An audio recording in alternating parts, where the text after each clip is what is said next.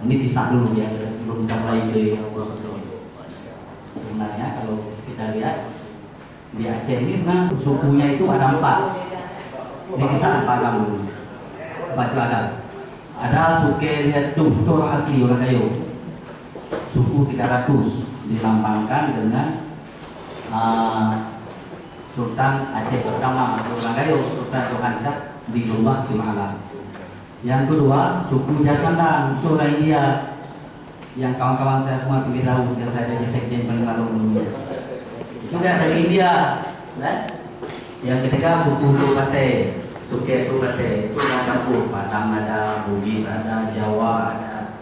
Nah, yang keempat suku Imam Empat, itu ulama-ulama yang terusir dari Timur Tengah. Kita menetapkan maka orang Aceh itu payah kali kita tuh. Maka wajar PT MIPA kadang-kadang kepalanya agak pening mengatur orang Aceh ini. Dalam catatan Marco Polo 23 halaman tentang Aceh. Yang menarik dalam catatan dia mengatakan bahwa dia orang Aceh, dia sangat bangga pada Sultan Maluku Saleh. Kenapa bangga? Dia sudah habis arak. Orang Barat itu minum arak itu dianggap apa? Obat. Nah, menurut catatan Marco Polo ini, karena dia sangat terbuka, karena dia memang orang asing, bukan orang Islam. Dia boleh minum arak, silakan. Arak yang udah habis kita buat arak made in pasar. Nah, itu pasar. Nah, itu. Makanya Marco Polo tulis khusus lah untuk hadiah dia. Yang kedua, ini sebelum saya masuk ke MIPA, ada sebuah catatan bagus juga. Catatan Mahwan waktu mendampingi Cheng Ho. Cheng Ho itu 7 kali mengelilingi dunia dan 7 kali singgah di Aceh. Singgahnya di mana? Di Sabang, Pulau Wes. Dia karena Islam, dia minta izin karena dia Islam, namanya Muhammad ya.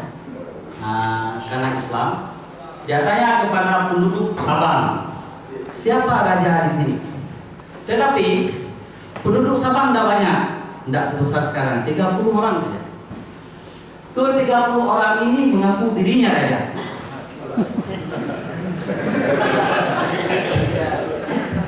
Akhirnya Cheng Ho ini marah. Masa semua jadi raja? Ditendang satu-satu, diambil air air laut dari sawah itu, sehingga dia berlayar ke Nicobar. Berarti model kadang-kadang keras itu penting dalam menghadapi orang Aceh. Ada adat kampung, ada adat mukim, ada adat laut. Ada kampung ini apa? Bisa jangan sampai kita ada 13 wilayah adat di Aceh. Sengketa adat, ya Pak Mukim pun kita tahu tuh. Sengketa adat, sengketa kaluan ringan. Jangan nanti orang-orang dari PT MIPA ini udah jenguk-jenguk ini dari seorang di sana kita kan Pak, diingatkan. Ya, jangan PT kayak lu ini dan domino kan baru. Nah itu ada, itu diselesaikan oleh Pak Mukim.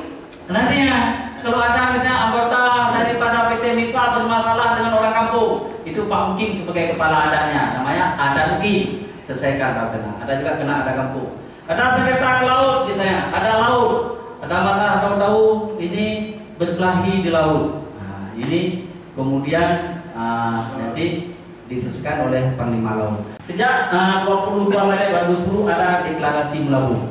Ini khususnya di bidang adat laut. Bagaimana membangun perikanan yang ramah lingkungan. Salah satu model ramah lingkungan itu ada di kawasan Pulau Kota ini. Namanya kawasan ramah lingkungan Luk Benbo. Luk Benbo wilayah ini kan? Itu bisa ya?